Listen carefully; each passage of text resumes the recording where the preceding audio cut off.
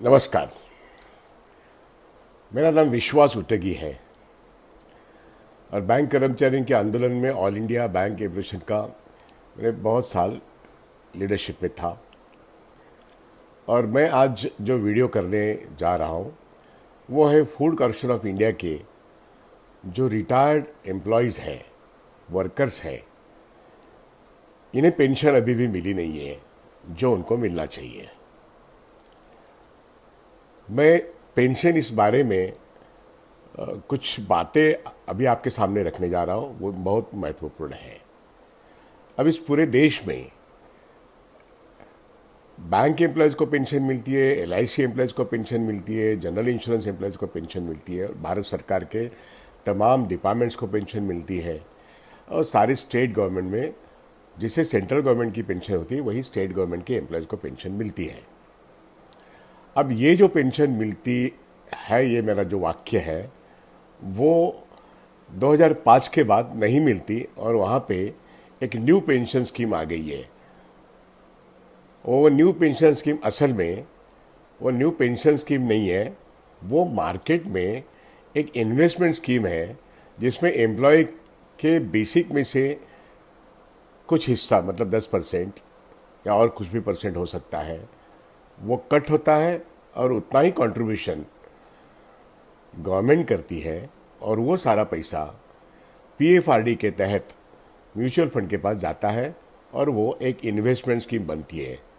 उस investment scheme में से मार्केट ऑपरेटेड रहने के कारण रिटायरमेंट के वक्त 100 रुपये के 105 रुपये हो सकते हैं और 100 रुपये के 80 या 85 रुपये भी हो सकते हैं। इसमें हमारी इन्वेस्टमेंट का हमें पूरा रिटर्न मिलने की कोई संभावनाएं नहीं है और इसको पेंशन स्कीम कहना बहुत गलत है। 2005 के बाद तमाम सरकारी कर्मचारी, इनकी पुरानी पेंशन बंद हो गई और नई पेंशन मतलब इन्वेस्टमेंट स्कीम शुरू हो गई। अब वो जो लाखों लोग हैं उनको ये महसूस हुआ है कि हमारा एक चीटिंग हुआ है और अब वो मांग, हमें ओल्ड पेंशन स्कीम चाहिए, ओपीएस चाहिए, ये बात उभर कर आ गई है। वन रैंक वन पेंशन ये फौजी लोगों के बारे में वो तो डिमांड है ही, वो सही डिमांड है। उसकी भी बात अभी करीब करीब 2012 के साथ बाद उनको भी नहीं मिला है। जो सरकारी कर्मचारी है, जो स्टेट गवर्नमेंट कर्मचारी है, उनको नहीं मिला है। बैंक एलआईसी जीआईसी के बारे में 2010 के बाद उनकी भी पुरानी पेंशन जो नहीं है। बैंकों में पूरा पेंशन थी नहीं, लेकिन बैंकों में all India bank employees association और all India bank officers association ने एक 1993 में बहुत बड़े स्ट्रगल के बाद एक आईडी एक्ट के तहत एक एग्रीमेंट किया और in lieu of pension, in lieu of employees provident fund एक पेंशन स्कीम बनाई और वो महंगाई भत्ते से जुड़ी हुई है और वो on par with the Reserve Bank of India and central government employees है। इसलिए वो as good as central government की पेंशन जैसे है, लेकिन उसमें अभी भी अपडेशन का मुद्दा सॉल्व नहीं हुआ है। तो बैंकों में पुरानी पेंशन ये एक बात है ही, लेकिन अपडेशन ऑफ पेंशन स्कीम ये भी एक बात है। यही बात एलआईसी और जीआईसी में भी है। मैं जो बात करने जा रहा हूँ कि जब अभी 4 कांग्रेस शासित राज्य जो है, एक मध्य प्रदेश है, लेकिन मध्य प्रदेश नहीं, एक राजस्थान है, छत्तीसगढ़ है, अभी हाल में हिमाचल प्रदेश, यहाँ पे जो पुरानी पेंशन है ओपीएस वो इंट्रोड्यूस होगी जो महंगाई भत्ते से जुड़े हैं। अब ये डिमांड सब जगह जोर पकड़ती गई है।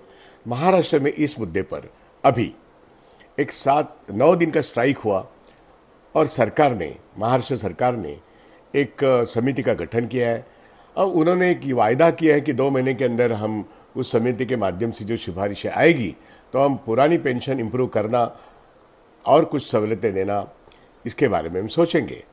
और वो स्ट्राइक विड्रॉ हो गया है।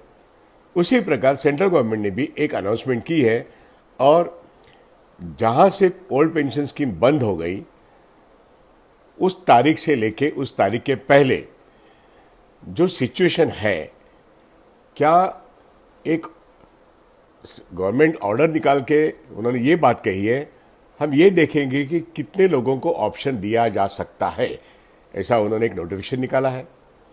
तो बात सेंट्रल गवर्नमेंट भी कर रही है कि ओल्ड पेंशन स्कीम के ऊपर जो एक कर्मचारियों का जो एक एक्सपेक्टेशंस है वो काबू में रहे, इसलिए उन्होंने कमेटी बनाई है। तो न्यू पेंशन स्कीम ये एक इन्वेस्टमेंट स्कीम है, उसके बारे में कोई संतुष्ट नहीं है। ओल्ड पेंशन स्कीम ये रिटायरमेंट के बाद 50% ऑफ द बेसिक जो बेसिक पेंशन बनता है और उस पर महंगाई भत्ता मिलता है और वो मरते दम तक मिलता है, तो वो ओल्ड पेंशन स्कीम है। उसके बाद फैमिली पेंशन स्कीम होता है। तो फैमिली पेंशन स्कीम लागू करने में सेंट्रल गवर्नमेंट राजी है, स्टेट गवर्नमेंट राजी है, लेकिन ओल्ड पेंशन स्कीम देने में वो राजी नहीं है। अब इसको मद्देनजर रखते हुए जब पेंशन स्कीम इस स्कीम का एक इशू का पॉलिटिसाइजन हो रहा है, उस वक्त एक बहुत पुरानी बात जो है, फूड कॉर्पोरेशन ऑफ इंडिया के कुछ हजार, मतलब करीब करीब 6,000 मान लो, इन लोगों को पेंशन नहीं मिली है। जब पेंशन का पहले बार ऑप्शन आया था तो शायद जैसे बैंकों में कुछ लोगों को 50% लोगों को मालूम नहीं पड़ा कि पेंशन अच्छी चीज़ है, ऑप्शन लिया नहीं। उसी प्रकार फूड कॉर्पोरेशन ऑफ इंडिया के लोगों ने भी लिया नहीं। लेकिन बैंकिंग इंडस्ट्री में 18 साल बाद 2010 में 3.5 लाख लोगों को पेंशन मिली। उसी प्रकार बॉम्बे पोर्ट ट्रस्ट में भी मिली है, उसी प्रकार अन्य किसी क्षेत्र में भी मिली है। Second option, even third option, हाँ, रिजर्व बैंक ऑफ इंडिया में भी मिली है, नाबार्ड में भी मिली है। तो सवाल ये आता है कि जब अभी पेंशन का मुद्दा एक इसको मद्देनजर रखते हुए एक पॉलिसी फिर से एक बार रिव्यू की जा रही है और फूड कॉर्पोरेशन ऑफ इंडिया के 5,000 6,000 लोग अगर इससे वंचित रह गए, जब फूड कॉर्पोरेशन ऑफ इंडिया के वो जो एक डिपार्टमेंट ही एक अलग कॉर्पोरेशन में तब्दीली हुई और उसमें सवाल आ गया कि आप सेंट्रल गवर्नमेंट एम्प्लॉय हो या फूड कॉर्पोरेशन के एम्प्लॉय हो, तो चॉइस करने में कुछ लोगों ने गलती की है। लेकिन गलती इसका मतलब उनको ये सुपरएनुएशन बेनिफिट डिप्राइव करना नहीं होता है। अब सुप्रीम कोर्ट तक ये कह रहा है कि पेंशन इज ए राइट।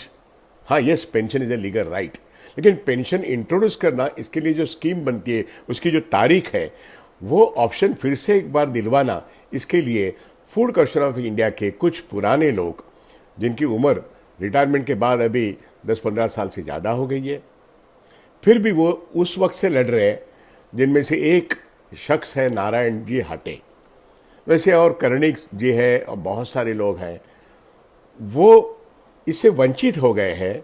वो डिमांड कर रहे हैं कि हमको एक पेंशन का ऑप्शन चाहिए। मैं बात इसलिए रख रहा हूँ कि पेंशन का मुद्दा आज पूरी देश में एक चर्चा का विषय है और जो लोग पेंशन मतलब ओल्ड पेंशन स्कीम से वंचित है उनको पेंशन मिलनी चाहिए और सुप्रीम कोर्ट का है pension is a legal right. अब इस बारे में मुंबई हाईकोर्ट में एक केस है, लेकिन मद्रास हाईकोर्ट में एक 2021 में एक जजमेंट आया है। इस जजमेंट के लिए कुछ फूड कॉर्पोरेशन ऑफ इंडिया के लोग मद्रास हाईकोर्ट गए थे। वहाँ पे एक डायरेक्शन है सेंट्रल गवर्नमेंट को, फूड कॉर्पोरेशन ऑफ इंडिया को, मिनिस्ट्री ऑफ फाइनेंस को और आज जो डिपार्टमेंट देखते हैं मिस्टर पीयूष गोयल, उनके डिपार्टमेंट को, कि भाई ये जो है इनका राइट है, इनके लिए ऑप्शन की एक व्यवस्था करो, ऑप्शन की व्यवस्था करो, इनको पेंशन मिलनी चाहिए। ये लोग उस वक्त जब इनको ऑप्शन नहीं दिया गया है, आपने इनको ऑप्शन देना जरूरी है। ये बात मद्रास के हाईकोर्ट ने 2021 में कही है और इस मुद्दे को लेकर साथ साथ महाराष्ट्र गवर्नमेंट का स्ट्राइक हिमाचल में इंट्रोड्यूस किया है, छत्तीसगढ़ में इंट्रोड्यूस किया है और राजस्थान में तो है ही है। अब तो हर मतलब वेस्ट बंगाल में तो है और दिल्ली में जब आप पार्टी की गवर्नमेंट आई तो उन्होंने और पंजाब में इस ओल्ड पेंशन स्कीम को लागू किया गया है और देश भर में सारे पॉलिटिकल पार्टीज का एक चार्टर ऑफ डिमांड जब बनता है, जब मांग पत्र बनता है लोगों के पास जाते हुए, तो वो कहते हैं कि हम ओल्ड पेंशन को लागू करेंगे। मेरा सवाल ये है, फूड कॉर्पोरेशन ऑफ इंडिया के नारायण हाटे जैसे सीनियर लोग अभी भी लड़ रहे हैं, वो सब लोगों से मिले हैं। हाँ, वो शरद पवार जी से मिले हैं जब वो सरकार में थे, हाँ, वो अभी के सरकार में या पहले के सरकार में जो मंत्रीगण थे उनसे मिले हैं, लेकिन ये सवाल 2005 के बाद कोई भी सरकार इसको हाथ लगाने को तैयार नहीं है। लेकिन अभी मद्रास हाईकोर्ट का जो डिसीजन है 2021 का, उसको मद्देनजर रखते हुए और जो सेंट्रल गवर्नमेंट ने जो अभी एक हाल में जीआर निकाला है जिसमें बात चल रही है कि सेंट्रल गवर्नमेंट के एम्प्लॉइज सारे डिपार्टमेंट में जो काम करते थे including food corporation of India, जिसके बारे में रिसेंटली नारायण हाटे जी ने पीयूष गोयल के साथ मीटिंग की है बंबई में, और वहां पे आशीष शेलार जी ने उनको मदद की मीटिंग करने में। लेकिन आज पीयूष गोयल जी इस बात को आगे बढ़ाने में कुछ नहीं कर रहे हैं। हालांकि वो मंत्री जी है, हालांकि हाईकोर्ट का एक डायरेक्शन है, हालांकि पासवान जी जब कैबिनेट मंत्री थे उनके कैबिनेट नोट है कि भाई इसको हमें लागू करना है, तो कैबिनेट नोट है, सरकारें बदल गई है। लेकिन जब आम आदमी सवाल उठा रहा है तब उस चीज को कहीं ना कहीं इलेक्शन ईयर 2023, इलेक्शन ईयर 2024 में वो वोट की बात बनती है, वो मतदान की बात बनती है, तो सरकार कहीं ना कहीं एक पहल करती है कि हमको ऑप्शन देना अभी बाध्य हो गया है। तो इसलिए वो एक कमेटी बिठाते हैं, और ये कमेटी जो सेंट्रल गवर्नमेंट ने बिठाई है, जो एक उन्होंने जीआर निकाला है, उसको मद्देनजर रखते हुए। दूसरी बात, हाईकोर्ट ने 2022 में मद्रास हाईकोर्ट ने जो जजमेंट दिया है, इसको मद्देनजर रखते हुए फूड कॉर्पोरेशन ऑफ के एम्प्लॉय जिनको ओल्ड पेंशन स्कीम का ऑप्शन नहीं मिला है, जब वो ऑप्शन आया पहले बार तो उन्होंने नहीं लिया, लेकिन फिर भी सेकंड ऑप्शन जब आया तब इनके पास वो लिखित रूप से आया नहीं है, तो उनको देना ये भी लीगली बाइंडिंग है। जैसे बैंक कर्मचारियों को मिला है, जैसे एलआईसी कर्मचारियों को मिला है, जैसे रिजर्व बैंक ऑफ इंडिया को मिला है, जैसे नाबार्ड के लोगों को मिला है, और अब तो स्टेट गवर्नमेंट भी लागू कर रही है, तो क्यों नहीं फूड कॉर्पोरेशन ऑफ इंडिया के जो वंचित लोग हैं, अब वो रिटायर है, उनके पास कुछ नहीं है, उनके पास एक आशा है कि कानूनी हक हमारा बन सकता है, तो जो गवर्नमेंट हमें मदद करेगा उसके लिए वो सभी के पास जाते हैं। हाँ, आशीष शेलार जी ने एक मीटिंग करवाई, और आशीष शेलार भारतीय जनता पार्टी के आज एक महत्वपूर्ण नेता है बंबई के, और उन्होंने पीयूष गोयल जी के साथ मीटिंग करवाई।